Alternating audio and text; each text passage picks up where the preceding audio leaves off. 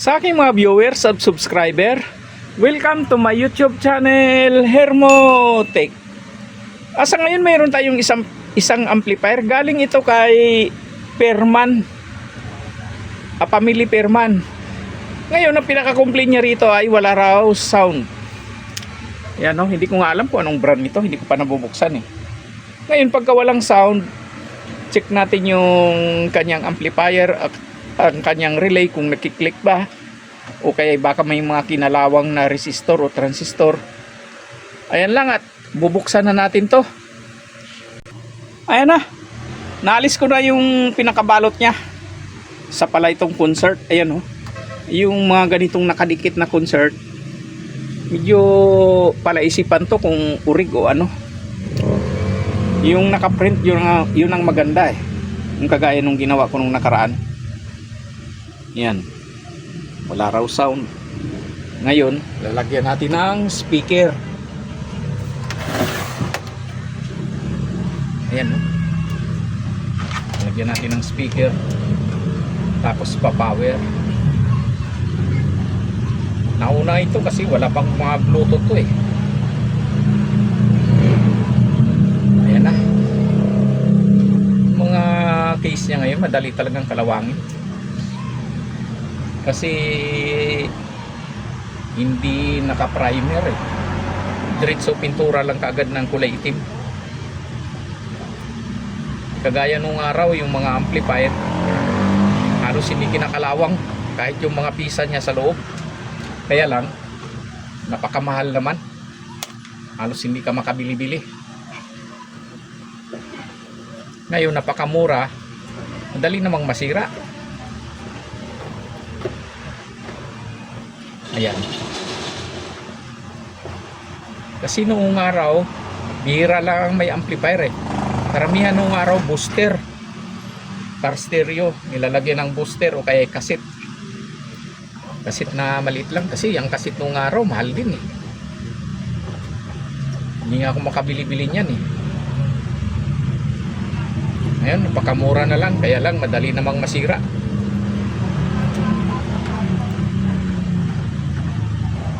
Ayan na, nalagyan na natin oh.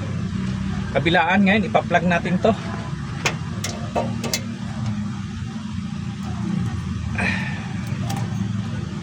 Tingnan natin kung may power pa.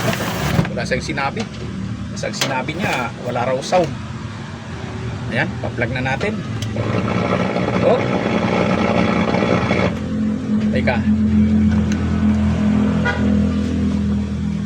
Mayroon namang audio ah.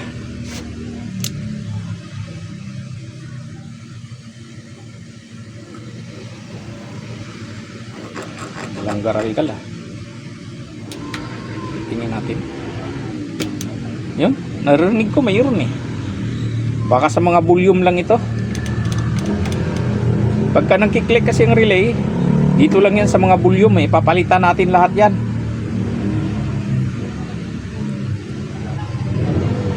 Pero lagyan natin ng player. Subukan natin. Tayo ko muna. Grabe yung ano niya. Dumi.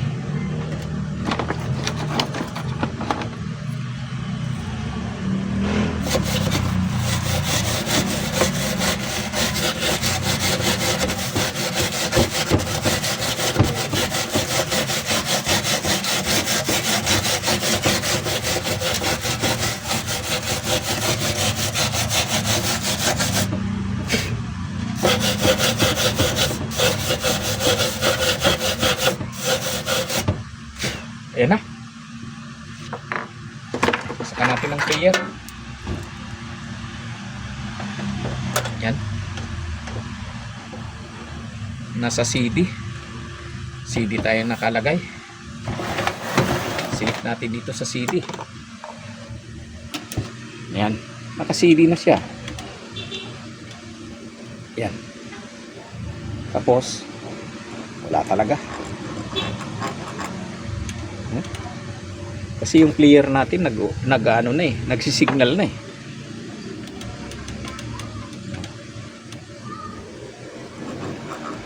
Wala.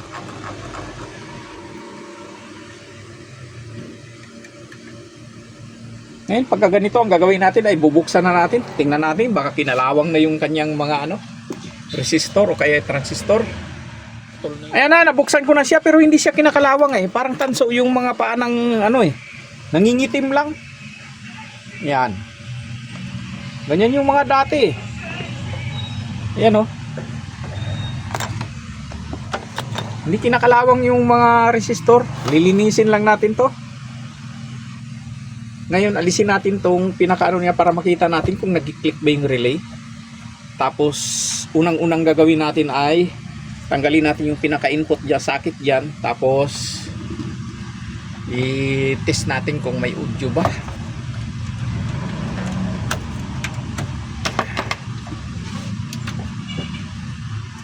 Alisin natin to. Hindi siya kinakalawang eh. Nangingitim lang. Ibig sabihin nito, hindi siya bakal yung mga niya, mga pin ng transistor, resistor. Di kagaya ngayon. Depende sa klase. Mayroon namang medyo mataas-taas konti. Maganda yung mga parts niya. Mayroon namang kalawangin. Tanggalin natin to. Tapos tingnan natin dito sa amplifier muna. Tingnan natin kung nagli-left and right yung sound niya. Pagka nagli-left and right yan, sigurado ko yung mga volume control niya ang may problema. Yun ang ating papalitan.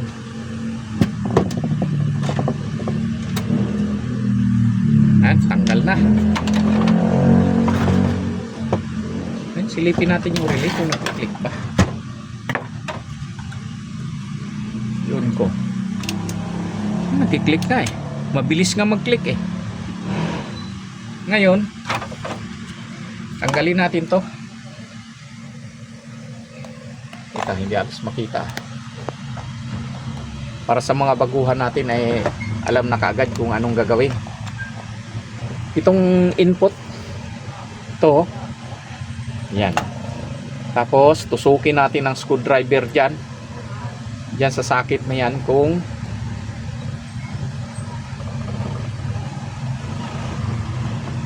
magkakaroon siya ng left and right. Iuun ko na. Ayan. Sana yung aking screwdriver dito.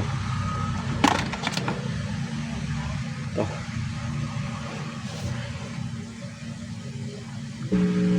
Mayroon kabila.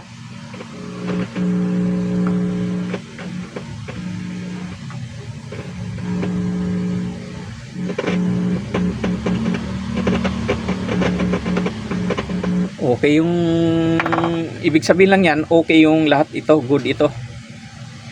Ngayon dito tayo sa tone control nya. Papalitan natin ng mga volume to. Tapos lilinisin na lang natin yung word nya. Dahil may audio naman, saka hindi kinakalawang, nangingitim lang oh. Yan.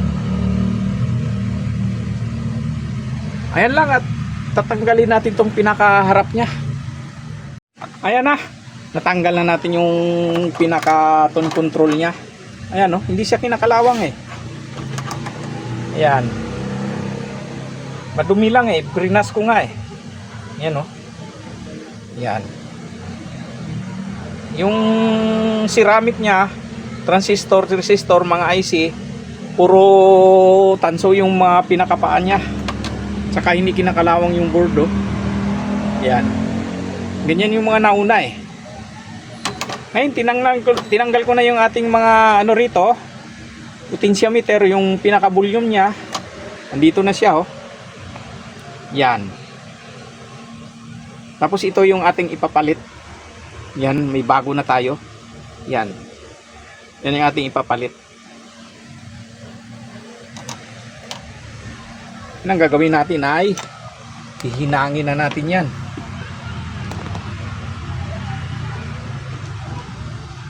Hindi kita pa. Hirap yung nag-iisa eh. Teka, ayusin natin yung ating camera. Yan.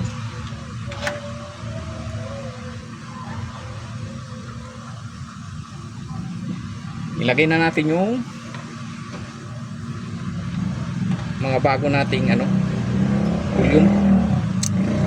Meron namang nabibili sa online, kaso lang mahal yung magandang klase.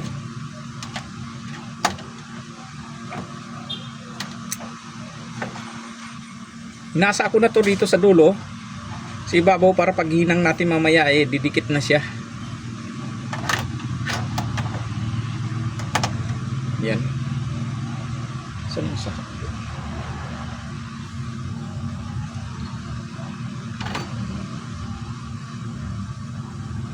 ground kasi yan yung dito, tapos nilagyan ko na rin siya ng oil para hindi kalawangin.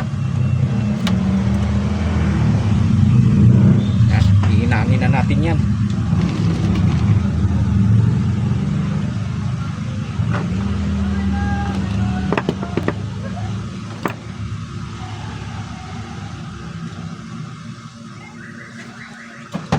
Mga bago ngayon, mabilis lang talaga kalawangin.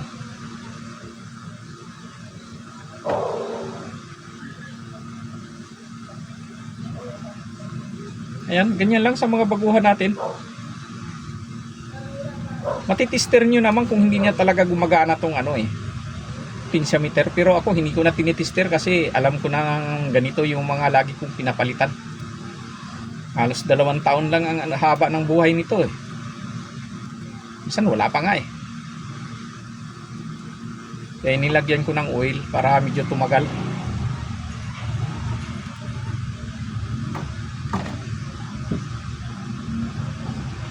Yan.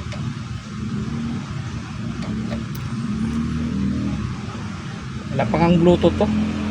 Wala siyang blower kaya mag-additional tayo sa transformer ng 10 o kaya 11 volts para lagyan natin ng blower dito sa loob na tayo maglagay. Wala siyang blower sa sa pinakagilid niya.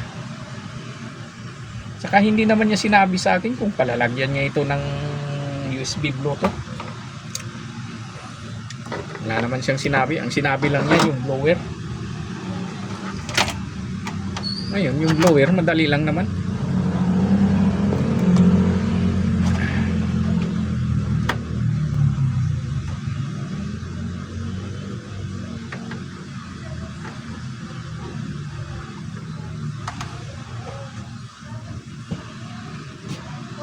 Yan na siya.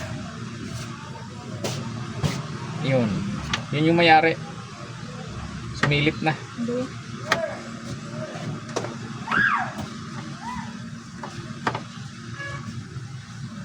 Yan.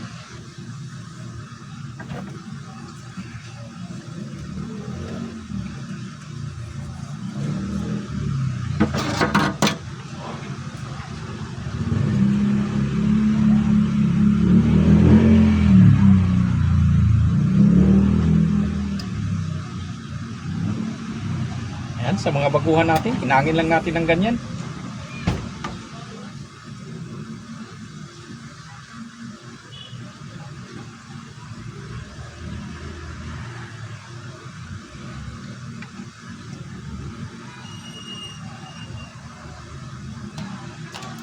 So, balik natin yung ground niya. Importante kasi yung ground kasi naghahaming yan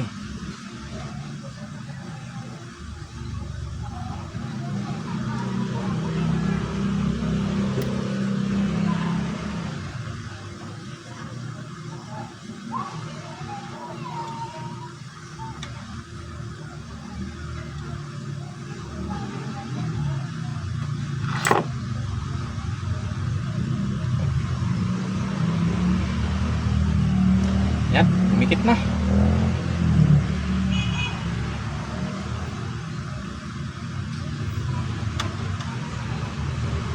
Ito yung amplifier na hindi tayo masyadong nahirapan kasi hindi siya kinakalawang. Ang papalitan lang talaga nito itong mga volume control niya. Hindi naman nasunog yung kanyang transistor, power transistor Okay pa naman kanina dahil may audio naman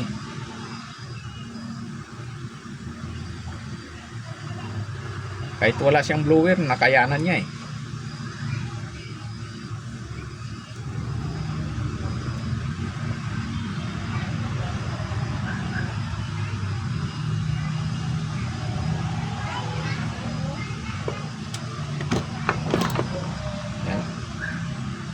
Tanggalan natin yung mga ground niya.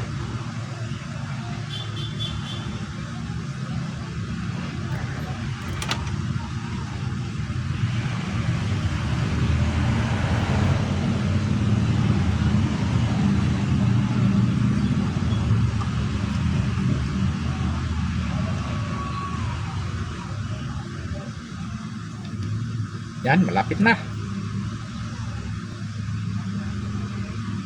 Tapos sa uli natin to. Tapos testing natin uli.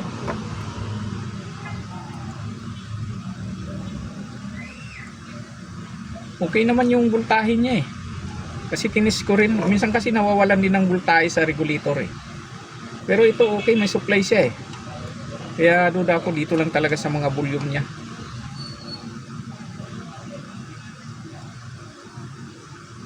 Kasi gumagana yung regulator niya eh. May supply na nakakarating dito sa aton control eh.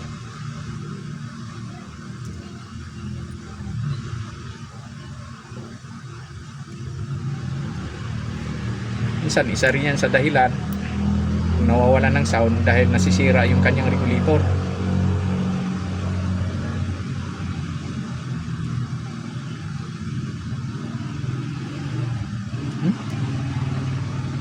Yung tingga ko kasing nabili, yung tingga na hirap initin. Naubusan kasi ako ng 6040. Yung Rabicon ngayon, nag-iba ng timpla niya. Kailangan nang gamitin mong soldering iron eh 100 watts. Yan na. Sasauli na natin dito. Ayan na, nasauli ko na. Ayan na siya oh. Yan. Ngayon sabihin ko na lang sa inyo kung anong mga ginawa ko rito dahil sa kasi hindi ko na na-video yung iba dahil nga masyadong mahaba rin ating video eh. Ngayon naglagay ako ng blower dito dahil wala talaga siyang blower dito. Ayan. Wala eh. Naglagay ako ng blower dito. Ito yung kanyang filter. Yan. Ito yung kanyang filter. Tapos nag-additional ako rito ng another ano lang 11 volts lang. Kasi pag 12 baka uminit. Ayan. Ayan na siya. Na-tape ko na yan. Gumamit ako ng gauge 27 na ano, magnetic wire. Tapos yung ating regulator ay pinalitan ko ng ano 12 volts kasi 8 volts lang ang nakalagay dito. 12 to 8 lang ang nilalabas niya rito sa dalawang ano na ito. Yung kanyang resistor na pinaka protector niya. Teka, sandali lang. Ngayon, kasi kaya ako naglagay nito dahil nung unang testing ko ay napakahina ng kanyang audio sa kabila. Tapos yung microphone niya, nagpalit na rin ako ng mga potentiometer. Napakahina, halos hindi mo marinig pag nagsalita ka. Kaya ang ginawa ko ay nagpalit na rin ako ng mga IC niya pero hindi talaga gumana. Ito yung original niya, nagpalit ako ng isang board talaga. Yan oh, kaparehas ng board niya. Yan, kaparehas niya.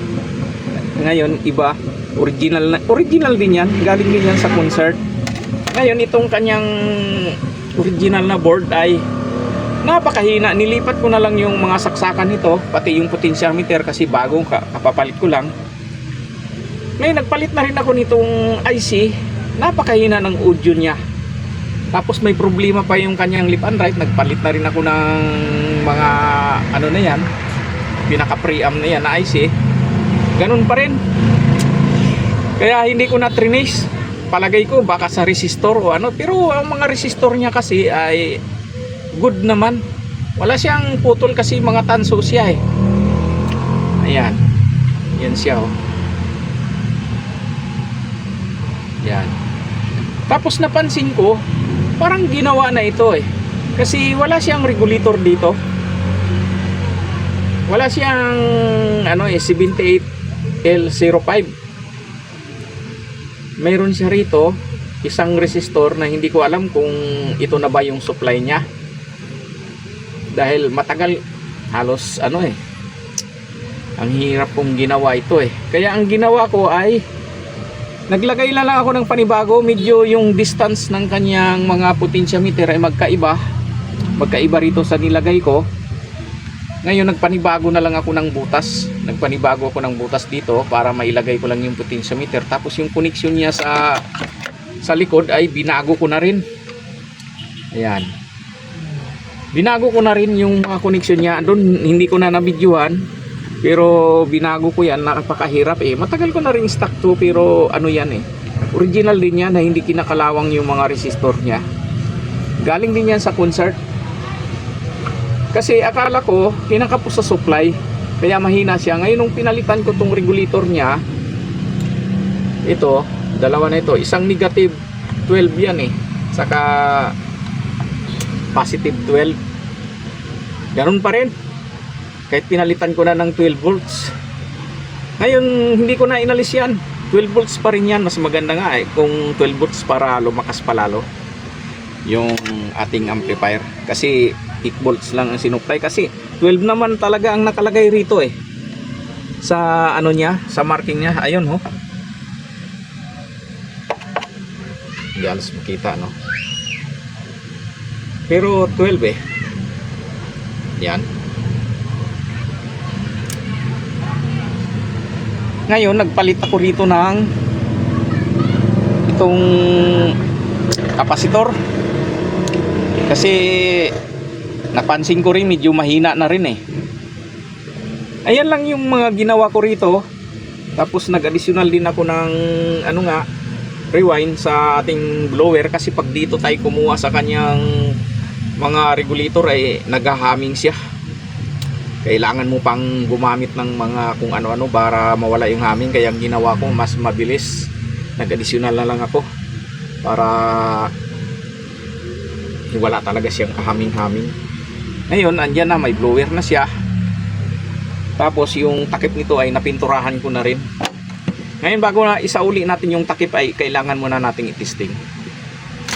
Yan na, plug natin yung ating ano, ito, player ba ito?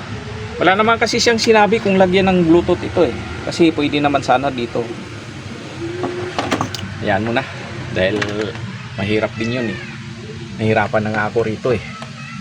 Ayan, ay saksak ko na yung ating player. Ayan, umilaw na siya. Yung ating amplifier naman, yun, direkta na natin dito sa outlet. Ayan, tapos switch on natin. Ayan, tumunog na kaagad.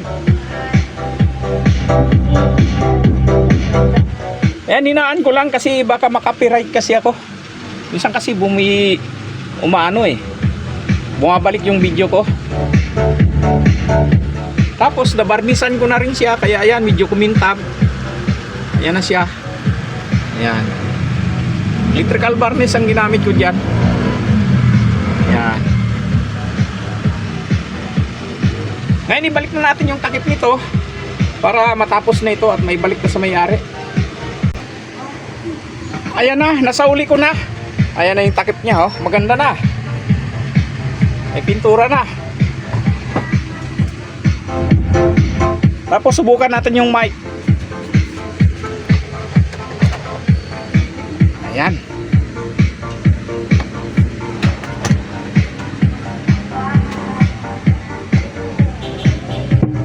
Ayan oh, lakas ng iko.